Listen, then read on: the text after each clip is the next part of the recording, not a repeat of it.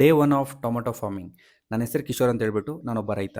So ಈ ಒಂದು ವಿಡಿಯೋದಲ್ಲಿ ನಿಮಗೆ ಸಸಿ ನೆಡುವಂತಹ ದಿನದಂದು ನಾವೇನೆಲ್ಲ ಪ್ರಿಕಾಷನರಿಯಾಗಿ ಸ್ಪ್ರೇ ಕೊಡ್ತಿದ್ದೀವಿ ಮತ್ತು ಯಾವ ರೀತಿ ನೆಡಬೇಕು, ನೆಡುವಂತಹ ದಿನದಂದು ನಾನೇನು ಮಾಡ್ತಿದ್ದೀನಿ ಅಂತ ನಿಮ್ಗೆ ತೋರಿಸ್ತೀನಿ.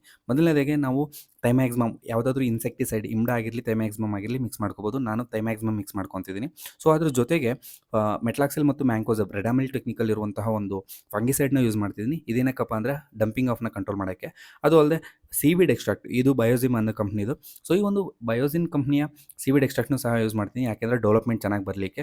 ಸೊ ಇದನ್ನು ನಾವು ಸಸಿ ನೆಡೋಕ್ಕಿಂತ ಮುಂಚೆನೇ ಮಾಡಿಕೊಂಡ್ರೆ ಒಳ್ಳೆಯದು, ಯಾಕೆಂದರೆ 10 ಡೇಸ್ ಒಂದು ಕವರ್ ಮಾಡುತ್ತೆ ಈ ಒಂದು ಇನ್ಸೆಕ್ಟಿಸೈಡು.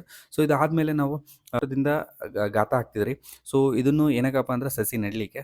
ಸೊ ಈ ಒಂದು ಸಸಿ ನೆಟ್ಟಾದಮೇಲೆ ನಮ್ಗೆ 10ರಿಂದ 12 ದಿನ ನಮ್ಗೆ ಯಾವುದೇ ಇನ್ಸೆಕ್ಟಿಸೈಡ್ ಸ್ಪ್ರೇ ಹೋಗೋದಿಲ್ಲ. ಆ ಕಾರಣದಿಂದ ಈ ಪ್ರಿವೆಂಟಿವ್ ಸ್ಪ್ರೇನ ನಾವು ಬಿಡ್ಕೋಬೇಕಾಗುತ್ತೆ. ಸೊ ಈ ಒಂದು ನಾವು ನಾಡ್ತಿರುವಂತಹ ನಾರು ಬಂದುಬಿಟ್ಟು ಅಥರ್ವ ಅಂತ ಹೇಳಿಬಿಟ್ಟು. ಸೊ ನಿಮ್ಗೆ ಯಾರಿಗಾದ್ರೂ ಗೊತ್ತಿದ್ರೆ ಕಮೆಂಟ್ ಬಾಕ್ಸಲ್ಲಿ ತಿಳಿಸ್ಕೊಡಿ. ಸೊ ಇದೊಂದು ಸ್ವಲ್ಪ ವೈರಸ್ ರೆಸಿಸ್ಟೆನ್ಸ್ ಇದೆ ಅಂತ ಹೇಳಿಬಿಟ್ಟು ನಾವು ಪ್ಲಾಂಟೇಷನನ್ನು ಮಾಡ್ತಿದ್ವಿ.